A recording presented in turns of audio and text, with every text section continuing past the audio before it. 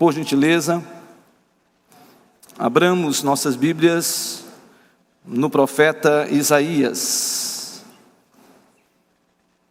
capítulo 6. Eu espero que você seja grandemente abençoado e abençoada nesta noite. A sensação que eu tive é que nós cantamos apenas 3 cânticos, foi isso? Pastor Djade, você interrompeu o momento da adoração. Foram 3 cânticos. Para dar mais tempo para a mensagem. Boa. Isaías capítulo 6.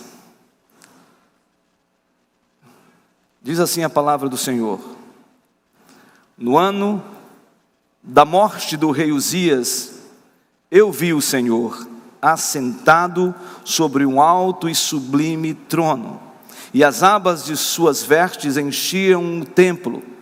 Serafins estavam por cima dele, cada um tinha 6 asas, com 2 cobria o rosto, com 2 cobria os seus pés, e com 2 voava. E clamavam uns para os outros, dizendo: Santo, Santo, Santo é o Senhor dos exércitos, toda a terra está cheia da sua glória.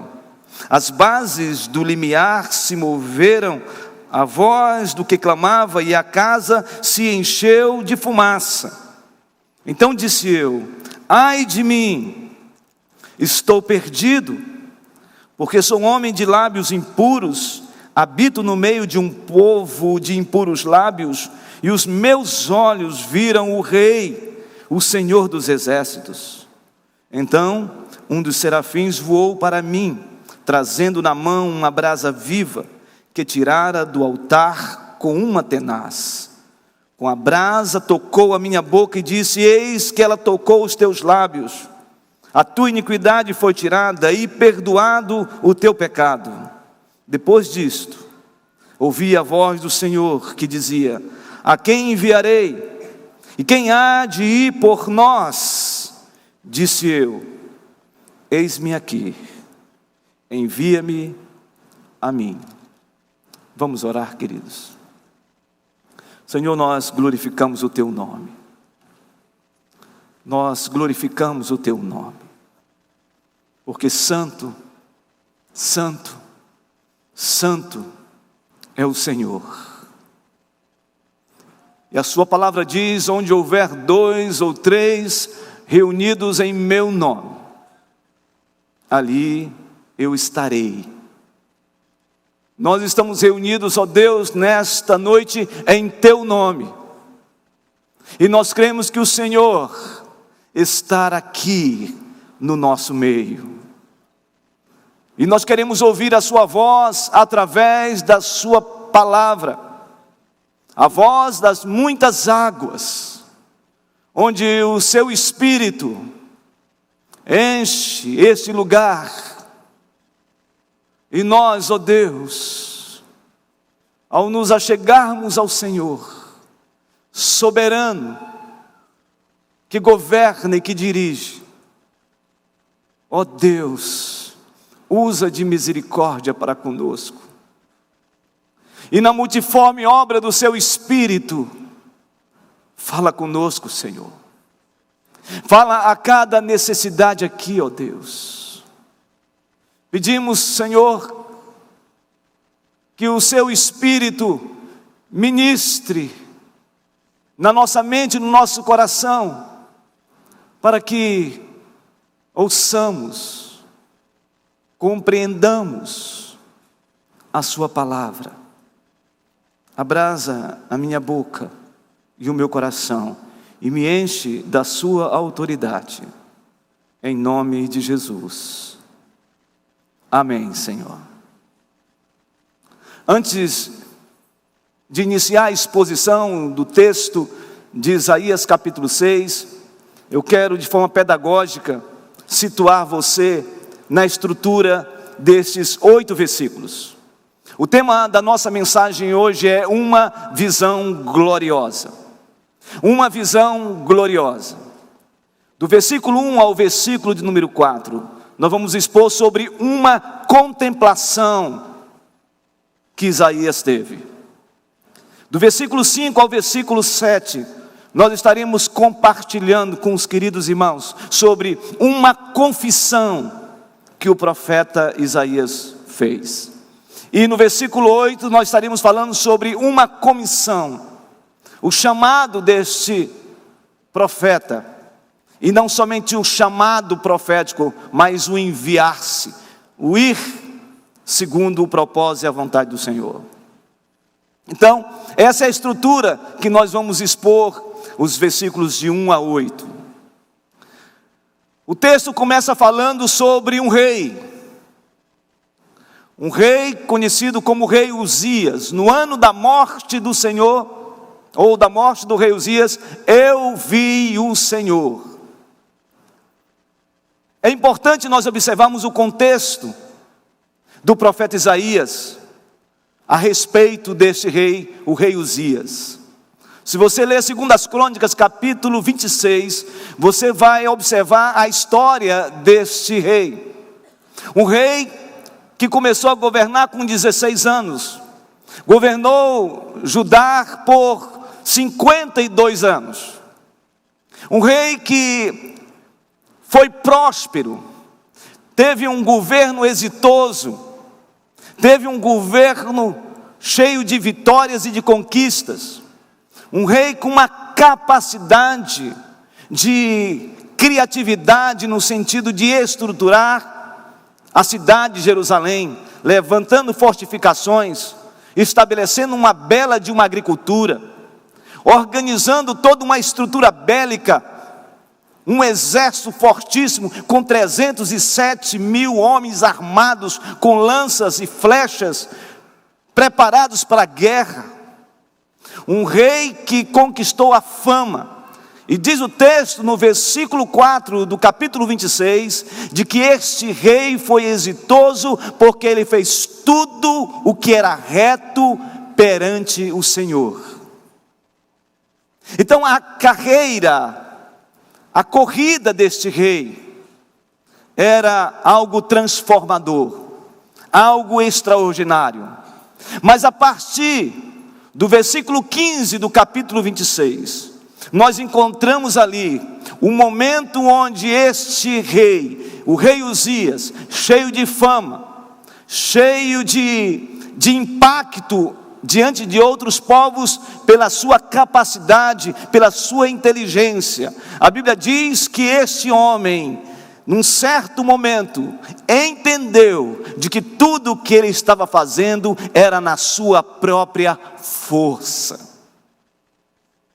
Na sua própria força. E então este rei começou a conduzir Judá pela sua própria capacidade e não mais olhando para o Deus eterno, aquele que de fato o capacitou para exercer o seu reinado. E o texto diz de que este rei começou a fazer tudo na sua força e por causa disso ficou soberbo, altivo e começou com seu orgulho tomar decisões segundo e contrariamente à palavra de Deus. A ponto deste rei tomar uma decisão que foi o que nós chamamos de caída, derrocada do reinado de Uzias, quando ele pegou o incenso e entrou no templo e queimou o incenso no templo do Senhor. O sacerdote levanta-se e diz: ó rei, o que tu fizeste é contrário à palavra do Senhor, porque somente o Senhor deu o legado, a legitimidade ao sacerdote de queimar incenso exatamente no templo. E por causa disso, esse rei fica indignado com a exortação do sacerdote, e por causa da sua indignação, a indignação do rei Uzias, este homem foi acometido de lepra.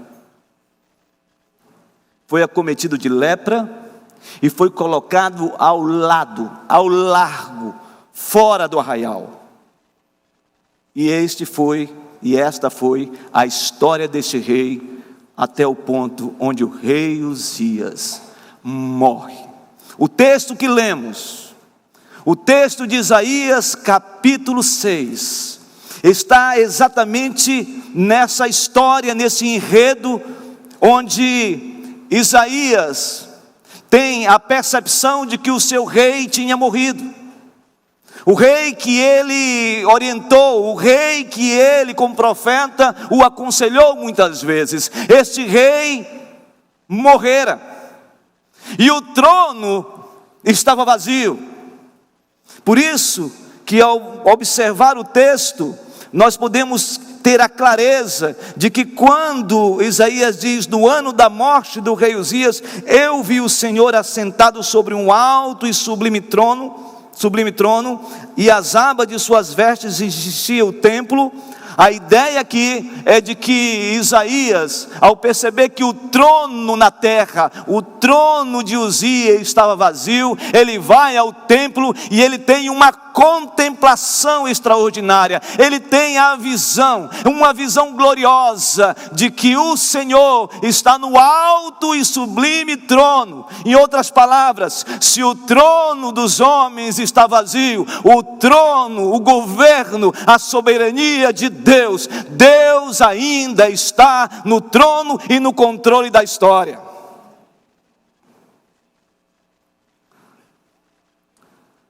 Isso é muito importante,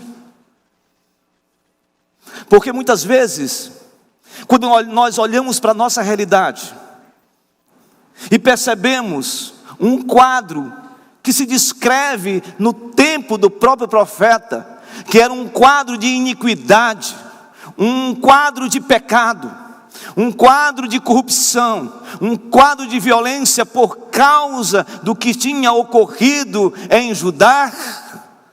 Nesse contexto, a sensação que tinha e o povo tinha é que o trono realmente estava vazio, e que não havia mais governo, e que não havia mais direção, que não havia mais controle, que não havia mais o poder de conduzir um povo.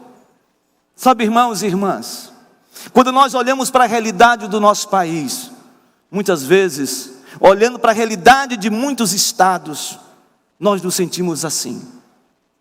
Parece que tudo está desgovernado. Parece que a iniquidade tem acrescido nos nossos dias.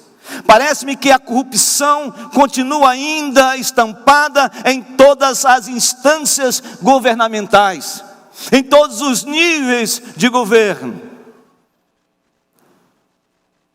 Parece que ainda o trono está vazio.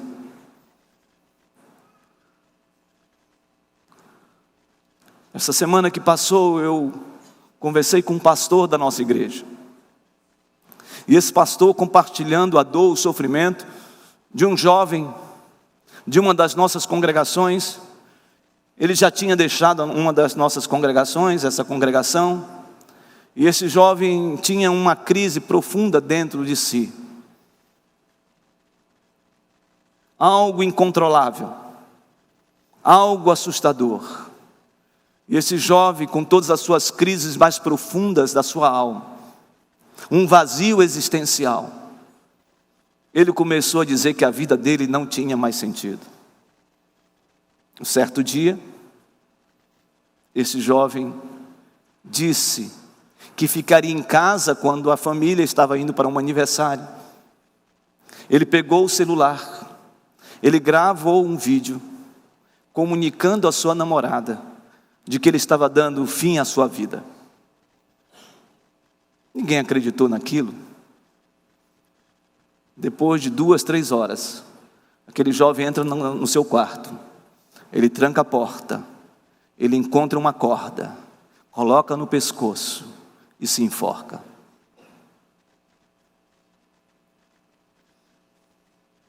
Eu não sei se você sabe, mas na Zona Leste, há um mês atrás, cerca de 3 jovens estudantes em escolas se suicidaram. O que está acontecendo conosco?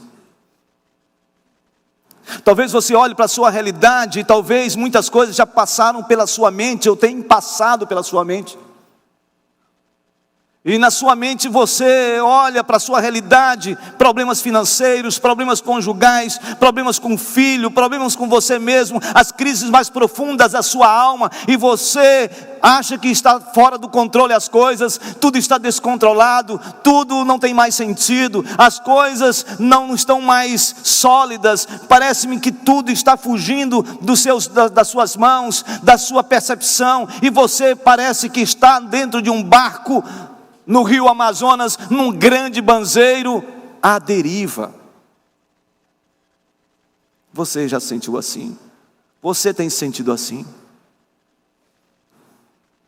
Eu quero dizer para você nesta noite, em nome do Senhor Jesus Cristo, que por mais que tenhamos a percepção de que tudo está meio desarrumado, tudo está meio descontrolado, parece-me que as coisas não têm mais um foco, parece-me que as coisas não estão mais estabilizadas, parece que tudo está instável na sua vida. Eu quero dizer para você nesta noite, de que Deus continua no controle da sua vida, Ele está no trono, Ele está no timão da sua vida, Ele é o laço da sua caminhada, e no meio de todas as tempestades, o Senhor continua sendo o laço da sua vida, e o seu barco não vai cair, o seu barco não vai naufragar, porque a sua vida ainda está nas mãos do Deus Todo-Poderoso. Por isso contemple o que Isaías contemplou, visualize o que Isaías visualizou. Ele viu o Senhor olhando para toda iniquidade que ele estava à sua volta, olhando para todo o desespero que estava em sua volta. Ele vai ao templo e ele tem uma visão celestial, gloriosa, extraordinária. Ele viu o Senhor assentado no alto e sublime trono.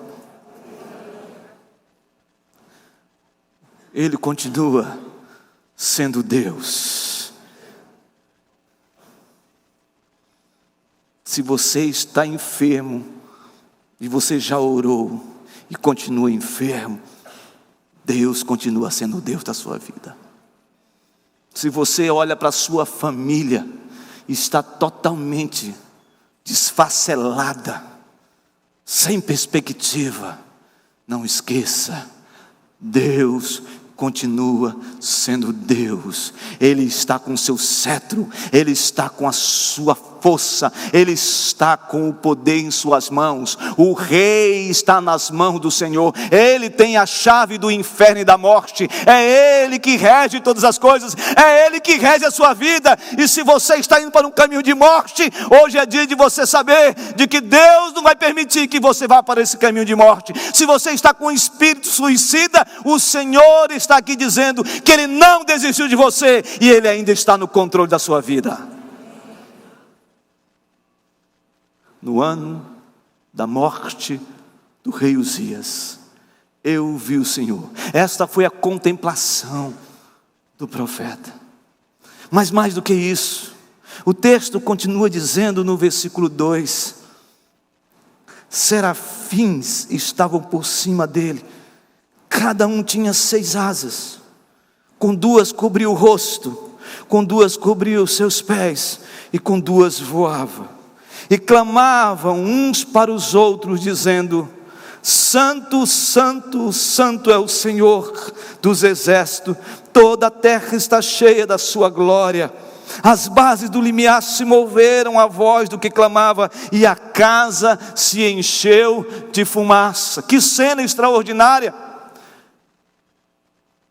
O profeta, ele está no templo, ele tem uma visão gloriosa, extraordinária, sobrenatural. Ele contemplou o Senhor, e esse contemplar do Senhor é o contemplar no original, em hebraico.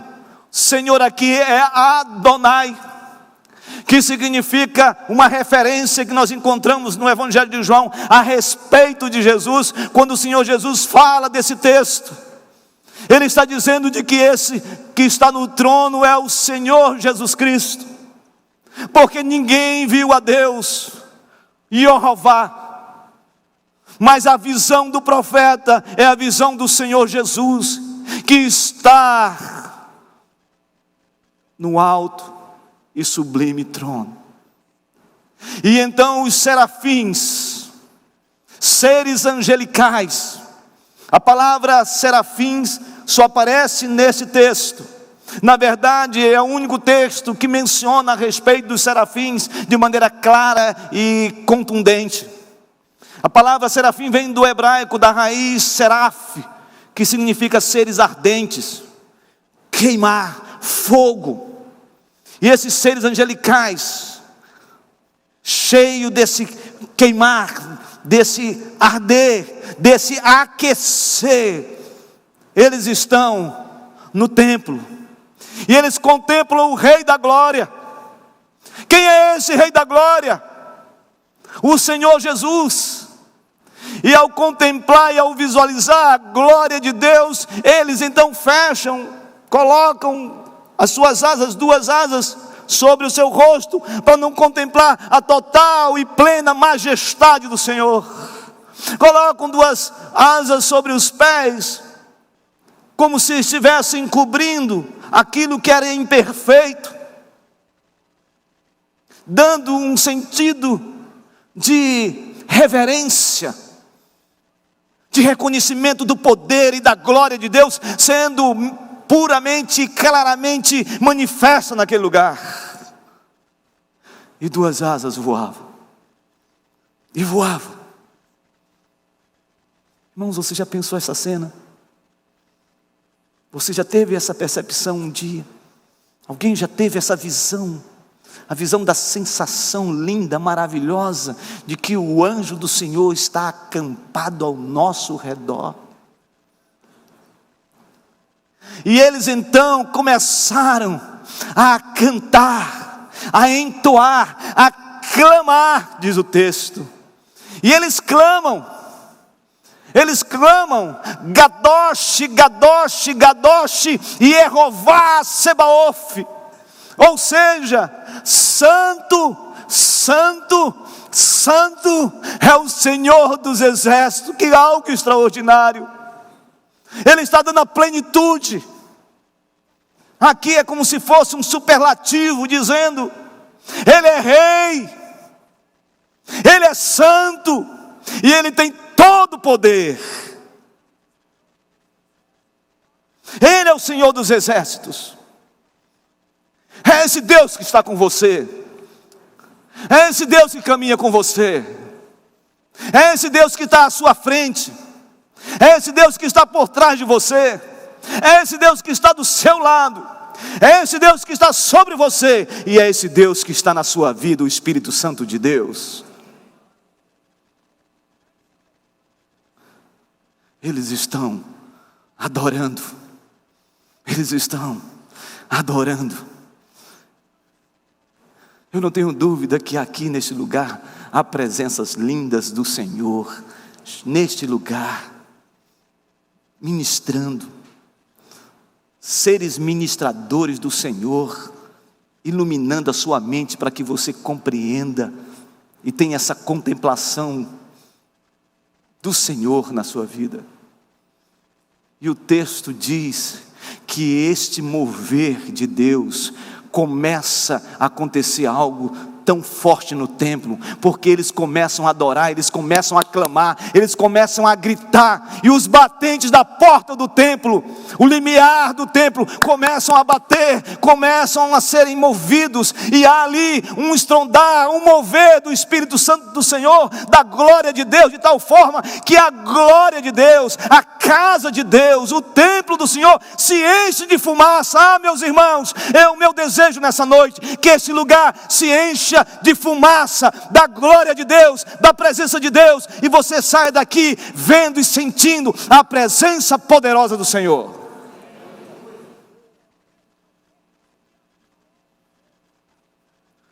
Essa foi a contemplação do profeta, e essa contemplação é a prova inequívoca do chamamento profético de Isaías.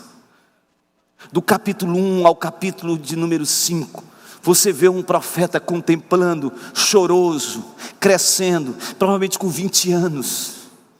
Ele está ali, mas a plenitude desse chamamento profético acontece em Isaías capítulo 6. Como está o seu relacionamento com esse Deus que tudo vê, e que está no controle de todas as coisas, e que não abre mão da sua vida. Em segundo lugar, uma confissão. Agora nós temos uma confissão. A confissão do profeta. Na primeira contemplação, ele viu o Senhor. Agora ele tem uma percepção de confissão. Ele se vê. Agora ele olha para si. O texto diz assim no versículo de número 5. Observe. Então disse eu: ai de mim, estou perdido, porque sou homem de lábios impuros. Habito no meio de um povo de impuros lábios, e os meus olhos viram o Rei, o Senhor dos Exércitos. Você já parou a pensar nisso? Ele tem uma contemplação, ele vê a glória de Deus, ele viu o Senhor, e agora ele é confrontado consigo mesmo. A santidade de Deus, a presença de Deus é tão forte, é tão confrontadora, de que ele se apequena, de que o profeta sente quem ele é. Ele é confrontado com as suas entranhas, ele é confrontado com os seus pecados. Sabe, irmãos e irmãs, quanto mais nós nos aproximamos de Deus, quanto mais nós experimentamos a vida de Deus em nós, quanto mais nós desenvolvemos a salvação no sentido de santificação, meus irmãos, quanto mais nós nos aproximamos de Deus, mais nós começamos a saber e perceber quão pecador nós somos, quão indigno nós somos. Toda soberba, toda capacidade humana cai por terra diante da presença de Deus. O que eu percebo muitas vezes é que a nossa arrogância, a nossa prepotência intelectual, a nossa muitas vezes capacidade retórica de argumentação, a nossa forma de ser, onde nós olhamos para nós mesmos, e muitos jovens e adolescentes olham para o seu umbigo e acham que são o dono da paçoca, que estão no templo, mas não estão no templo, que casais estão no templo, mas não estão no templo, estão no templo fisicamente, mas não estão no templo espiritualmente. Não são mais sensíveis à voz de Deus, brincam com as coisas de Deus, se arvoram de si mesmos e acham que conseguem viver uma vida cristã embasado no seu próprio ego e nas suas capacidades e nas suas potencialidades. E isto é um ledo engano. Isto é uma falácia. Isto é apenas retórica humana. O que faz alguém viver uma vida de santidade é que ele, quando ao contemplar o Senhor, ele sente quem ele é. Ele faz uma radiografia de si mesmo e percebe quão pecador ele é.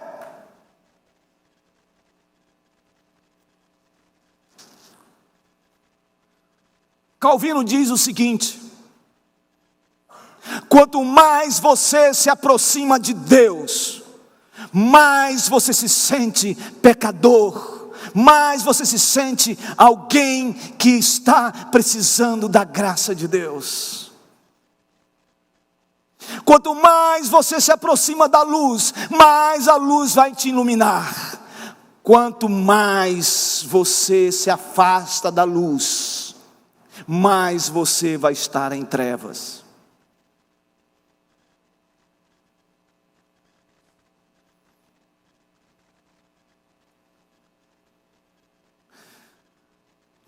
Jonathan Edwards, um dos grandes avivalistas da história da igreja. Um dia ele pegou, depois de orar 3, 4, 5 horas diante do Senhor, ele chega na igreja, ele pega uma folha, e na sua folha de um sermão, ele coloca sobre o seu rosto, e começa a pregar um sermão, lendo o sermão.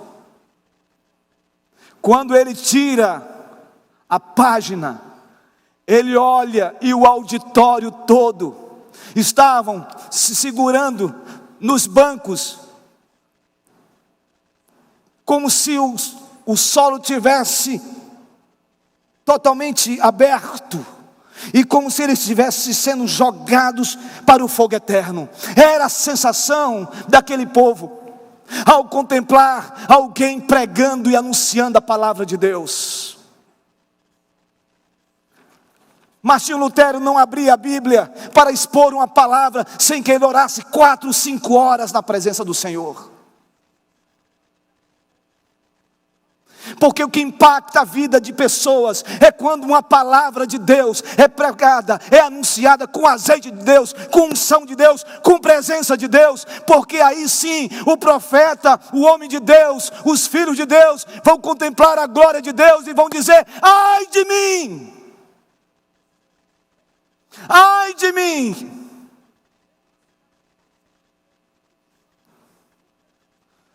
Quanto tempo faz, meu irmão, minha irmã, que você não sente assim, olhando para os seus pecados, olhando para os nossos pecados, e quão pecados nós temos cometido?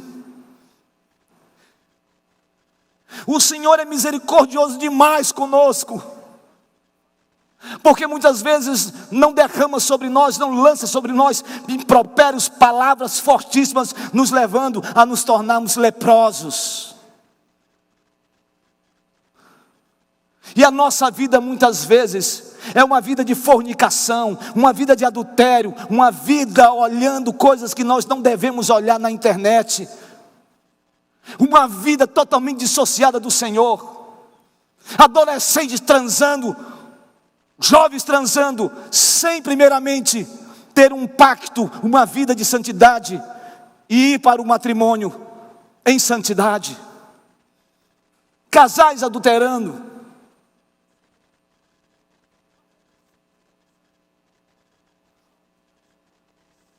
crentes ébrios, bêbados, se embriagando nos barzinhos da vida,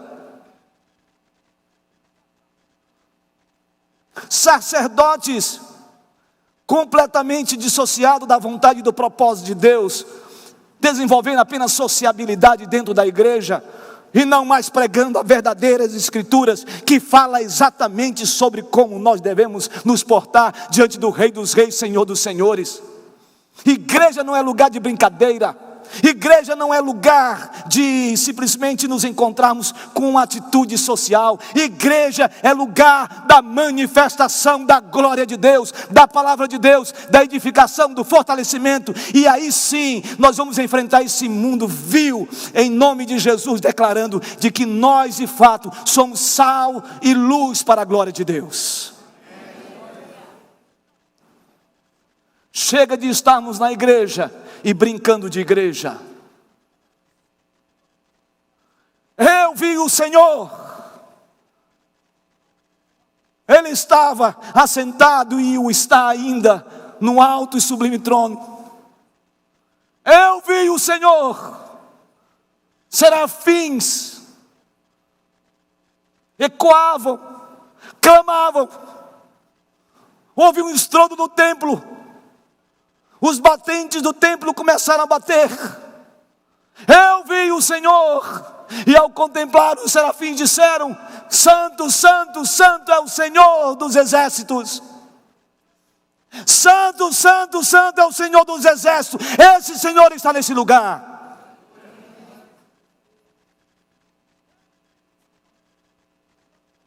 Nunca mais entre no templo do Senhor e brinque com as coisas do Senhor.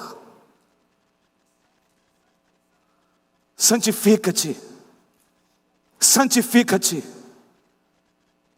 santifica-te, santifica-te. Estou perdido. Essa palavra hebraica é fortíssima. Estou em desespero. Vou perecer. É esse original da Bíblia. Esse sentimento que o profeta estava tendo, o profeta Isaías, que contemplou a glória de Deus, ele diz: eu estou a perecer diante da santidade do Altíssimo. Irmão, será que nós temos sentido isso? Esse sentimento de quando estamos praticando ou cometemos pecados, isso nos toca, isso nos sensibiliza ainda. Será que isso não fala mais conosco? Será que transar antes do casamento, isso já ficou normal? Será que abrir uma internet e ver coisas terríveis, pornográficas, libidinosas, terríveis, será que isso se tornou natural, comum? Será que namorar deixou de ser algo saudável, agradável, e se tornou, através do ficar, um desejo terrível de usufruir, de defraudar o meu irmão? Moças, não se permitam, não deixem os homens tocar nos seus seios e nem no seu corpo. Vá para o altar em santidade. Se pecou, não peques mais. Não permita alguém arrancar de você a sua essência. Homens, mulheres, vivam a santidade do sexo no casamento. Meus irmãos, a glória de Deus só reverbera quando há confissão. Porque quando há confissão, há purificação. E quando há purificação, há santificação. Não tem outro caminho. Não tem outro caminho para quem é lavado pelo sangue do Cordeiro. Você não tem mais opção. Você é do Senhor Jesus, o seu nome já foi escrito no livro da vida. Você foi elegido pelo Senhor, você foi eleito pelo Senhor. O Senhor te contemplou antes da fundação do mundo. O Senhor te viu antes de tudo, informe. Você não tinha forma, você era apenas substância. Nem o Senhor já conhecia você, o Senhor já sabia quem é você, e você é dele. Então viva para ele. Não se permita mais alguém te usar. Não seja mais alguém tomado por outra pessoa que te manipula, que te despersonaliza, que tira a tua identidade. Não, você é filho do Senhor Jesus, lavado pelo sangue do Cordeiro. O seu nome foi escrito no livro da vida, e o inimigo não tem mais poder sobre a sua vida. Quando eu vejo a glória de Deus, eu me vejo, e quando eu me vejo, eu digo: Senhor, eu não sou digno de Ti. Esse é o meu sentimento. Quando eu olho para os meus pecados, eu me assombro. Quando eu olho para os meus pecados, eu fico estarrecido, porque eu não tenho nem coragem de falar para Deus de tão horrendos são os meus pecados, dos fantasmas da minha vida. Mas eu sei em quem eu tenho crido, e sei que Ele é poderoso para guardar o meu depósito até o dia final. Esse Deus vem com bálsamo, com graça, porque ainda estou sensível à sua voz. Seja sensível à voz de Deus, porque se confessarmos os nossos pecados, Ele é fiel e justo para nos perdoar os pecados e nos purificar de toda injustiça. Saia daqui lavado pelo sangue do Cordeiro. Saia daqui purificado, meu irmão. Saia daqui confessando. Saia daqui declarando de que eu vou viver para a tua glória. Não sou eu mais que vivo, mas Cristo vive em mim. Eu não sou mais o dirigente da minha vida, eu não presido mais a minha vida não é mais coordenada pelas minhas atitudes, pelas minhas motivações, pela minha própria força. Não, a minha vida agora é andar para sempre e olhando firmemente para o autor e consumador da minha fé, da nossa fé. É isso que a gente precisa experimentar de Deus. Todas as manhãs quando eu acordo, eu olho para mim e digo: Senhor, eu não sou digno. Essa tem sido a minha oração há algum tempo. Eu estava num encontro de liderança, e eu vi uma palavra, uma frase. Essa frase entrou dentro de mim como se fosse uma espécie de espada que atravessou o meu coração. A frase era aquilo que eu estava buscando de Deus. Eu estava falando com Deus, eu falava: Deus, fala comigo, ministra na minha vida, eu quero ouvir a sua voz. E ouvir a expressão: Deus está fazendo. Esta frase ficou reverberando na minha mente.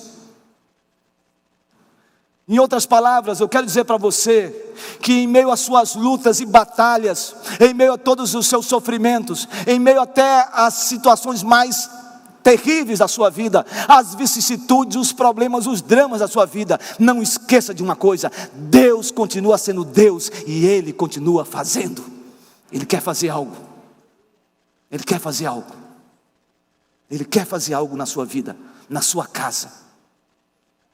Seja um crente melhor, seja um cristão melhor, seja um marido melhor, seja uma mulher melhor, seja uma esposa melhor, seja um filho melhor, seja um adolescente melhor, seja um jovem melhor, seja alguém na sociedade onde as pessoas olhem para você e vejam em você que você reluz a glória de Cristo.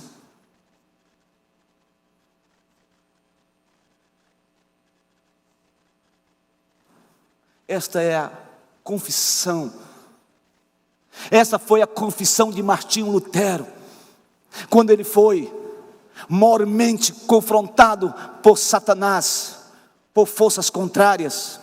Diz o relato histórico que o inimigo começou a acusar Martinho Lutero, dizendo para Lutero que ele era um pecador, que ele tinha pecado nisso, naquilo e tudo mais, e foi elencando todos os pecados de Martinho Lutero. Chega uma hora que Martinho Lutero: é verdade isso mesmo, eu sou exatamente isso. E ele pegou o tinteiro e lançou o tinteiro sobre aquele quadro, e aquela tinta foi lançada sobre todos aqueles termos, aquelas palavras elencadas de pecados de Martinho Lutero. E ele disse: assim como esse tinteiro está cobrindo essas palavras, assim também o sangue de Cristo me purificou de todo o pecado. O inimigo pode lhe acusar, sim. Ele pode levantar contra a sua vida. Ele pode dizer para você onde estão os seus pecados, os mais escondidos, aqueles que você geme, aqueles que você sofre. Mas eu quero dizer uma coisa para você: nunca esqueça de que todas essas acusações, aqueles que são do Senhor Jesus Cristo, você pode ter a clareza aberta e límpida na sua vida, de que o sangue de Jesus Cristo já te purificou de todo o pecado. O inimigo não vai mais te acusar. Se ele levantar contra você, ele vai cair em nome de Jesus.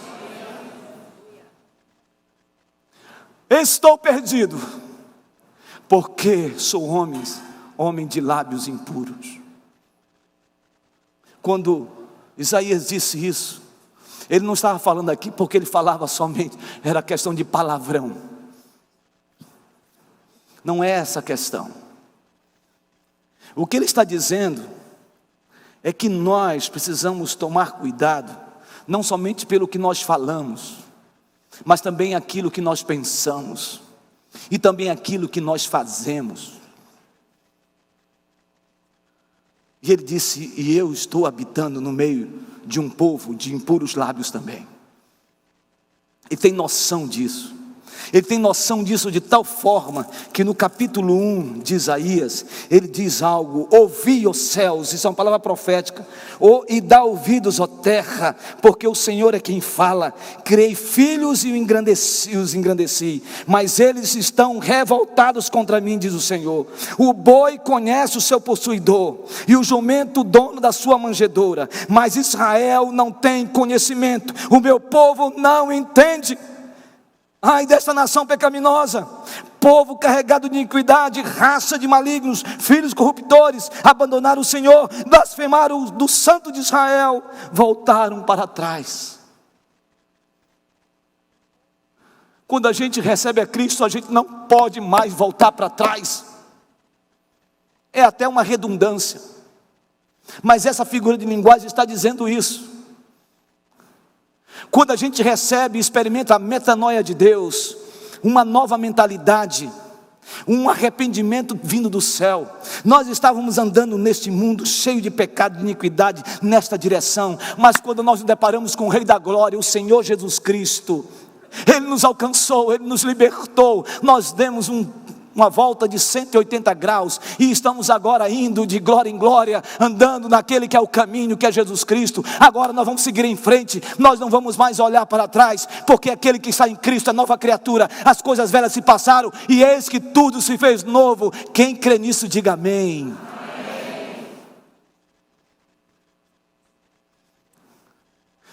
Uma contemplação,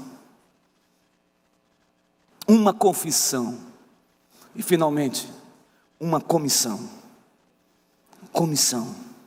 Versículo 8. Depois disto, ouvi a voz do Senhor, que dizia: a quem enviarei? Quem há de ir por nós? Disse eu: eis-me aqui, envia-me a mim. Adolescentes, jovens, senhores adultos, homens e mulheres, senhores e senhoras já com as suas cãs de mais de 70 anos, eu quero dizer uma coisa para você.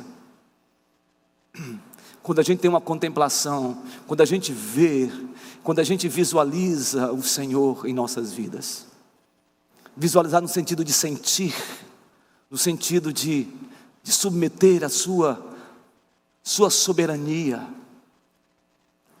a gente se sente apequenado por causa dos nossos muitos pecados. Mas depois que nós somos purificados, nós estamos prontos. Nós estamos prontos. Você está pronta? Você está pronto? Porque essa é a voz do Senhor dizendo: a quem eu vou enviar? A quem eu vou enviar? O Senhor está chamando. Isso aqui é uma convocação, porque a despeito de ser uma interrogação, mas é como se Ele estivesse dizendo: quem está pronto? Eu digo para você, eu me sinto inábil, eu me sinto impróprio, mas eu estou aqui. Quanto mais me sinto pecador, mais eu sei que o Senhor continua me amando. E eu estou dizendo, eu estou aqui. E você está pronto? Está preparado para a grande comissão? Para aquele mandato cultural do Senhor Jesus em Mateus capítulo 28? Quando Ele está diante dos seus discípulos no mar da Galileia, e Ele diz: toda autoridade me foi dada no céu e na terra.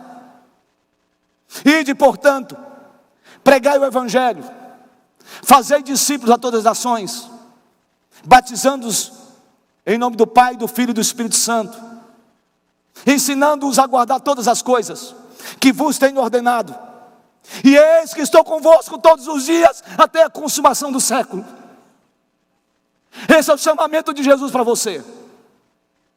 O meu desejo é que essa igreja continue sendo uma igreja missionária, uma igreja que tem homens e mulheres de Deus na história, que mudaram a história e o rumo da igreja presbiteriana de Manaus. Homens como o pastor Caio, homens como o pastor Zé João, homens como mulheres de Deus que foi levantado na história dessa igreja, que fizeram a história dessa igreja. Você agora está com bastão, nós estamos com bastão. Quem vai continuar esta obra, onde o Espírito Santo de Deus está chamando? Deus está chamando você, na sua escola, na sua faculdade, no seu trabalho, nas suas relações interpessoais, no seu grupo familiar, no seu pequeno grupo, em todos os lugares que você estiver. Deus está te chamando: vão e anuncie essas coisas, porque eu estou com vocês até o final de tudo, porque eu estarei com vocês até a consumação do século. Você está preparado? Essa é a comissão. Por isso eu creio que a glória de Deus está nesse lugar. Quero concluir esta mensagem.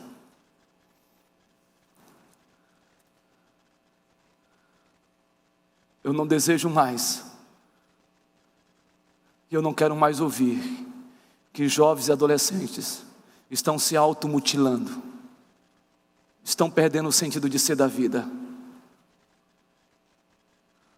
Eu não consigo mais aguentar tantas separações de casais evangélicos e casais que não conhecem a Deus.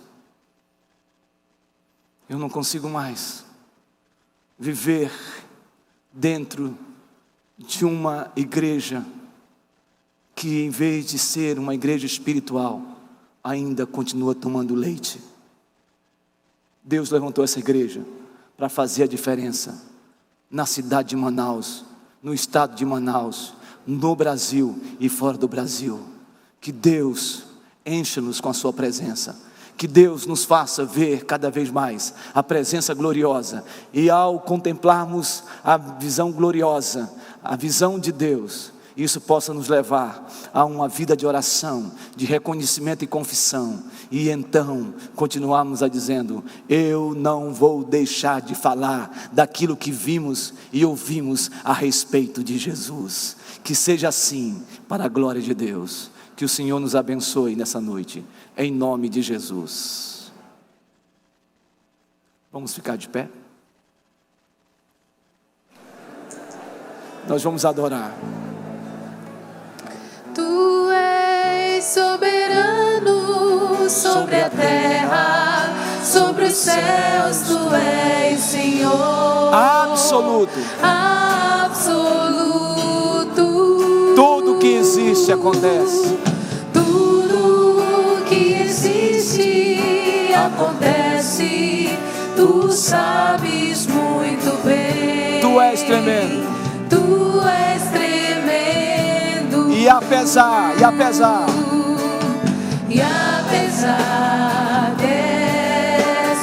glória que tens, tu te importas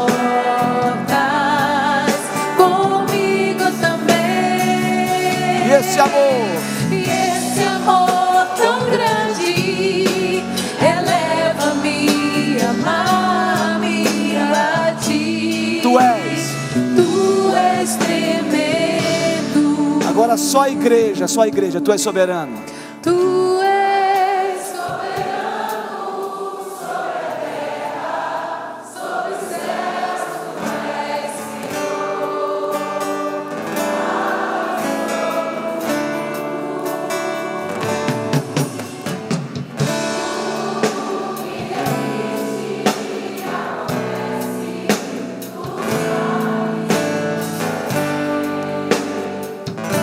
Levante as mãos agora e declare: e apesar, todos juntos. E apesar dessa glória que tens, tu te importas comigo também. Oh, aleluia! E esse amor tão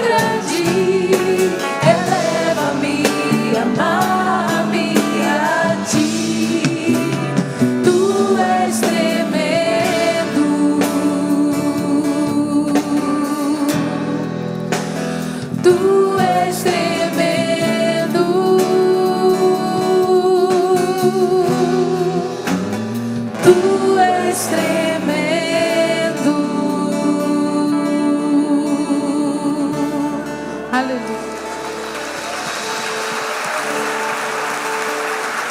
Vamos aplaudir o Rei dos Reis. Vamos aplaudir o Rei dos Reis. Só a Ele a glória, a honra, o louvor e a glória para sempre.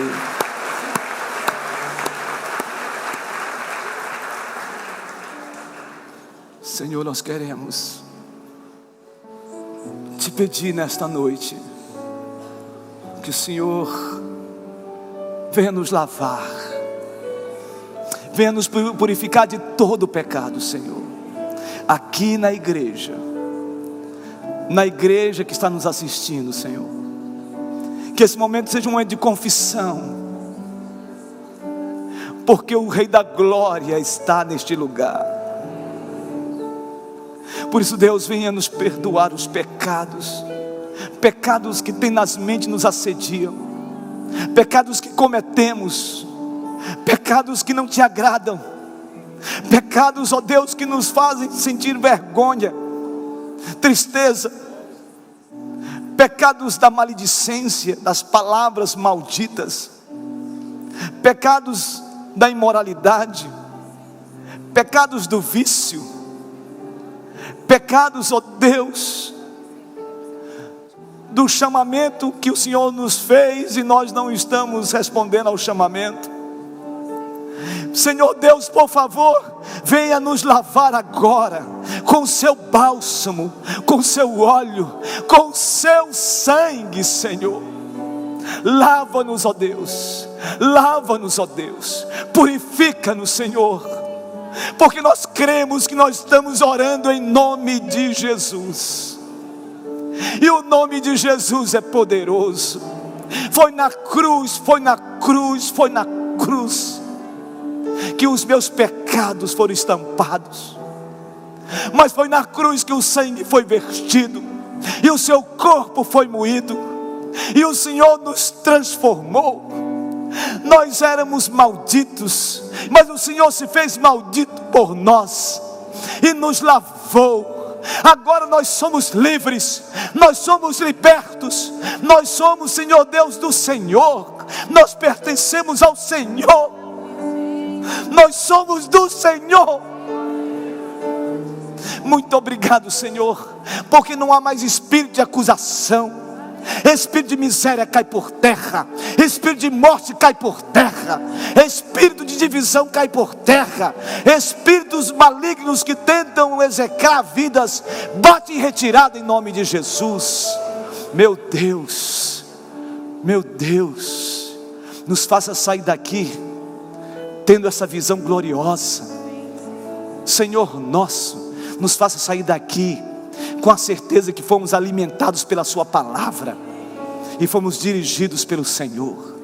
Muito obrigado, Senhor, porque temos em Cristo Jesus o perdão dos nossos pecados. É no nome dele que nós oramos, no nome libertador, o nome de Jesus, o nome de Jesus. Que a graça do Senhor Jesus Cristo, o amor de Deus o Pai e as eternas consolações do Santo Espírito de Deus pouse sobre os meus irmãos e minhas irmãs, hoje e para todo sempre.